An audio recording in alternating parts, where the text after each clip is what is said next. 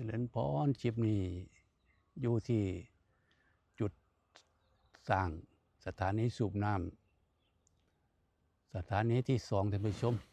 อากาศยามมื้อแลง6 โมงแลงท้องฟ้าสีทองจะเว้นตกดินแล้วท้องฟ้าสีทองงามท่านผู้ชมนี่ท้องฟ้าสีทองงามท้องฟ้าสีทองอย่างอลามเมฆบึงเมฆยามมื้อแลงท่านผู้ชมบรรยากาศอยู่บึงละหัน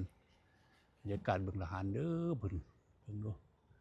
บรรยากาศบึงละหันท่านผู้ชมดิแมคโครกำลังนี่เป็นร่องน้ำท่านผู้ชมร่องน้ำแมคโครกำลังขุดร่องน้ำมาจากกลางบึงนี่บึงละหันดูนี่ท่านผู้ชมนี่จะเอาน้ำจากนี้ดึงน้ำมา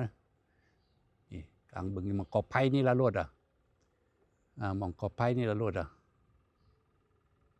มองกอไผ่กลางบึงละหัน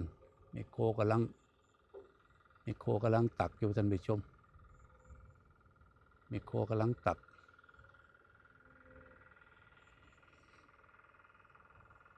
เห็ดน้ำขึ้นเด้อเนี่ยแมคโครอะไร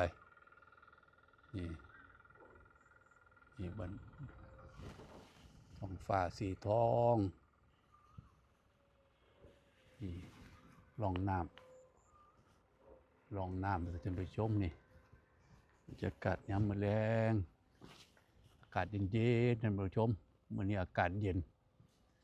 นี่ท้องฟ้าสีทองเด้อพี่นี่ม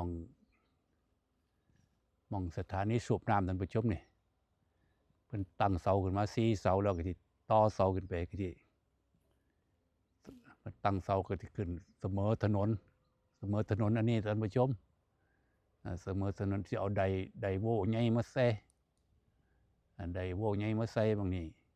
สิสูบน้ำร่องน้ำมานี่เด้นะเพิ่นจบนี่ร่องน้ำมานี่แล้วเนี่ยนี่ร่องน้ำก็สิเอาน้ำมาจากบึงละหันไหลเข้ามานี่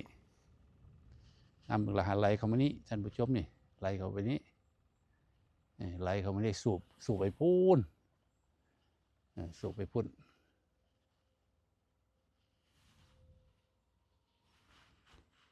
สูบไปสถานีสูบน้ำขึ้นไปพุ่นตีนบ้านโคกท่านผู้ชม6 กิโลจากนี้ไปฮอดหม่องปล่อยน้ำ6 กิโลท่านพุ่นก็ใส่แท่งทักทางพักน้ำแล้วแท่งพักน้ำทางพักน้ำกำลังประกอบ